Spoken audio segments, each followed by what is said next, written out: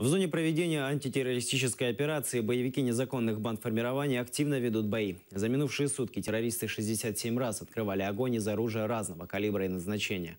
Украинские воины были вынуждены открыть огонь в ответ для удержания своих позиций. Гаряче було на Донецькому напрямку. Поблизу Луганського, по наших опорних пунктах, ворог неодноразово вів вогонь з озброєння бойових машин піхоти.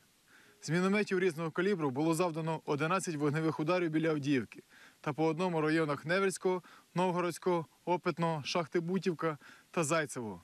Для обстрілів в Пісках та Світлодарському групи бойовиків використовували стрілецьку зброю та своїх снайперів. На Маріупольському напрямку бандити проявили активність поблизу Мар'їнки, де по позиціях наших військ 6 разів стріляли з гранатометів, кулеметів, зенітних установок та стрілецької зброї. В районах оборони українських підрозділів у Широкіно та Красногорівці вони вели вогонь з мінометів.